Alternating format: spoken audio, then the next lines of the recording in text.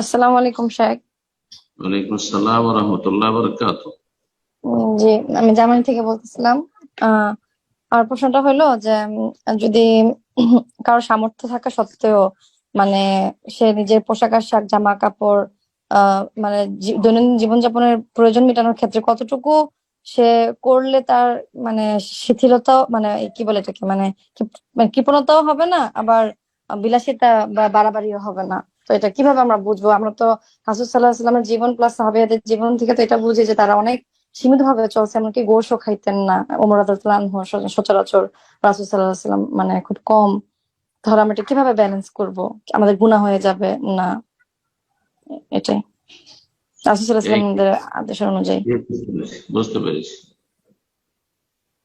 শরীয়তের সঠিক মাসলা যদি এই ক্ষেত্রে বলি, তো আজকাল এই মাসলার উপর আমলকারী লোক মনে খুঁজেই পাওয়া যাবে না। কথা বোঝা গেছে?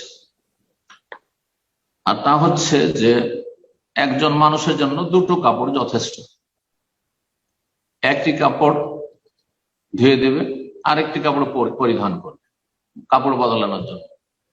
এর বেশি আরো অতিরিক্ত যদি অনেক সময় হতে পারে যে আরেকটি কাপড়ের প্রয়োজন হতে পারে, সেজন্য তিনটি রাখবে।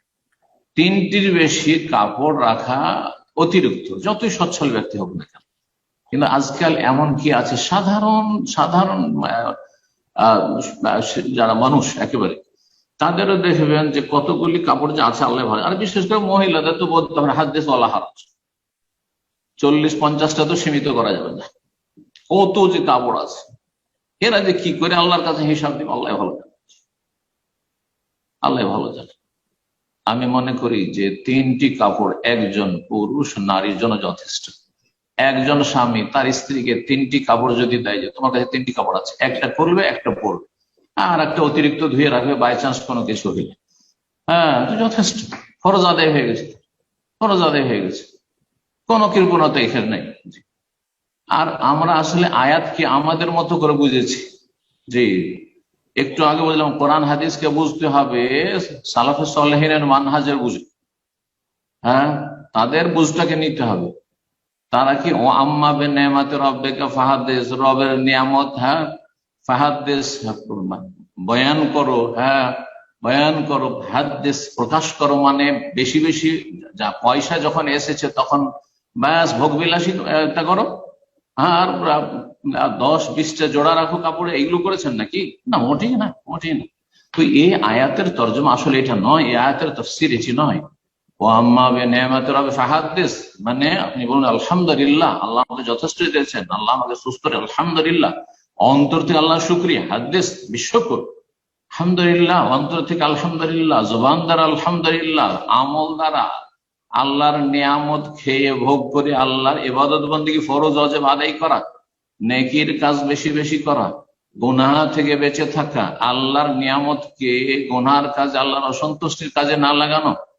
জি, এইভাবে ফাহাদিস। আর ফাহাদিস মানে এই নয় যে এত টাকা পয়সা আছে কি করছেন, আর ভালো ভালো খাবেন, ছেলে মেয়েকে ভালো ভালো খুব খাওয়াবেন, আর ভালো ভালো পড়বেন, আর সারা পৃথিবী ভ্রমণ করে বেড়াবেন, ছেলে মেয়েদেরকে প্রতিটি আপনার ছুটিতে ভ্যাকেশনে আপনার নিয়ে যাবেন, বিভিন্ন দেশ ঘুরাবেন, সিঙ্গাপুর ঘুরাবেন, তো ইউরোপ আমেরিকা ঘুরাবেন, তো প্যারিস নিয়ে যাবেন। হ্যাঁ, কোথায় পেলে এসব? এসব ইসলাম নয়। এইসব বুঝগুলো বাদ দিতে হবে আমাদেরকে, যে এসব দুনিয়াদারদের বুঝ, সুবিধাবাদীরা, হাওয়া কুপ্রবৃত্তির অনুসারী। আল্লাহ হেফাজত করুন, আল্লাহ হেফাজত করুন রব্বুল আলামিন। জি, ওয়া আম্মা বিনিআমাতি রাব্বিকা ফাহাদ্দিস। হাদিস মানে পাশের লোক কাপড় পাচ্ছে না, পাশে ইয়াতিম আছে, পাশে বিধবা আছে, দেশে কত অসহায় লোকেরা রয়েছে, তাদেরকে দেন, তাদেরকে দেন, তাদেরকে সচ্ছল করেন, তাদেরকে দাঁড় করে দেন, তাদেরকে কাজে লাগিয়ে দেন। সমাজের ভিক্ষুক কমান, মুসলিম সমাজের দারিদ্র মোচন করেন। জি, জনকল্যাণমূলক কাজ করেন, দিনের খেদমতে আল্লাহর নিয়ামতকে ব্যয় করুন, টাকা পয়সা দিয়েছেন, মসজিদ করেন, মাদ্রাসা করেন, ইসলামী সেন্টার করেন, ইসলামী দাওয়ার কাজ করেন।